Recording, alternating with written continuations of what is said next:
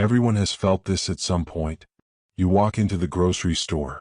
The automatic doors slide open and you step into a world of familiar aisles, familiar smells, and a routine you've performed 1,000 times. You pick up almost the same things you always do. The same bread, the same coffee, the same fruit. Nothing unusual. But when you reach the checkout, something feels off. Pausa de 3 segundos no video aquí. Not shocking. Not a dramatic jump that makes you gasp. Just slightly uncomfortable. You look at the screen as the items beep by. You didn't suddenly start buying luxury items. You didn't change your lifestyle much. You aren't living beyond your means. And yet, the total feels heavier than it used to. It leaves a smaller margin in your bank account than it did last year, or the year before. Most conversations stop at a simple explanation: prices went up. And that sounds reasonable. It's easy to digest. If things cost more, then life costs more. We complain about the store, we complain about the brand, and we move on. But there's a quiet, haunting contradiction hiding inside that idea. Because many times, prices don't explode. They don't double overnight. They move slowly, like a tide coming in while you're sleeping. Sometimes they barely change for months. And still, the feeling remains. A feeling that you are running faster just to stay in the same place. Pausa longa, transicao de capitulo. Here's where it gets stranger.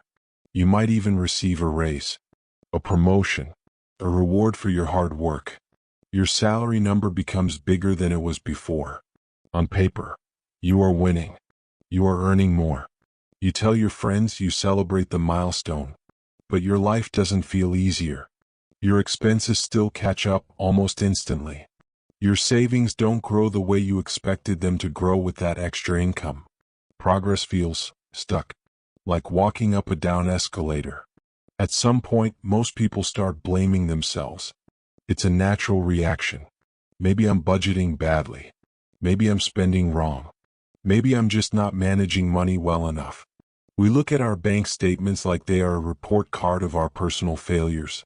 But what if the problem isn't only how you spend? What if part of the change is happening somewhere you never directly see? In a place where no one is looking? Pausa dramatica. We usually think of money as something stable, a fixed point in a chaotic world. $100 today feels like it should represent the same amount of life as $100 a few years ago. We treat the dollar like a ruler, a tool for measuring value that never changes its length. So when the number increases, a raise, a bonus, more income, we expect a direct improvement in our freedom. But what if the ruler itself is shrinking? What if the number stayed clear, while what the number can actually do, slowly dissolved? Imagine this. You receive a raise from $50,000 to $55,000.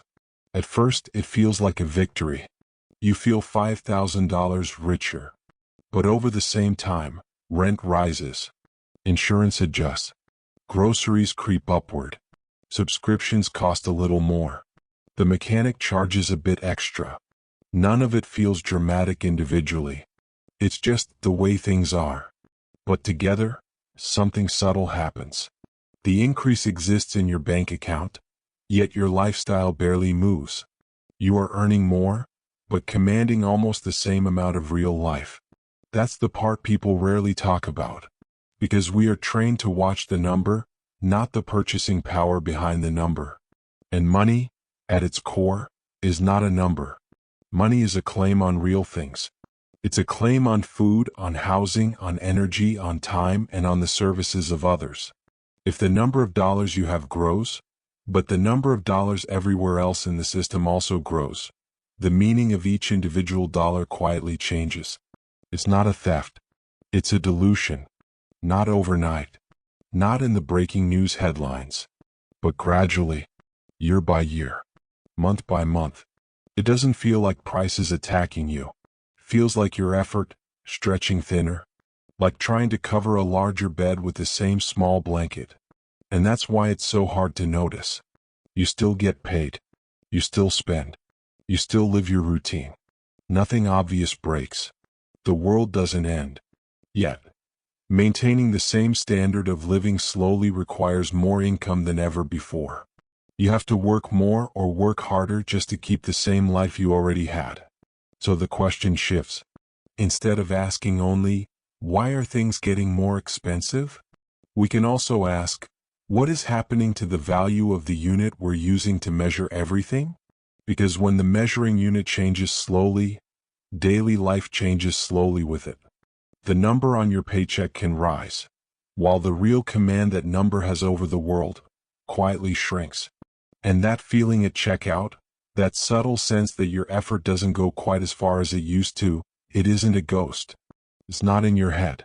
It may be the result of a change that is gradual, systemic, and almost invisible in everyday conversation. It's not a sudden crisis. It's not a single decision you made wrong. It's not a lack of discipline. It is a slow shift in what money actually represents over time.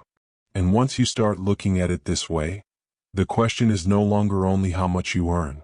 The real question, the only one that matters, is how much your earnings truly allow you to live.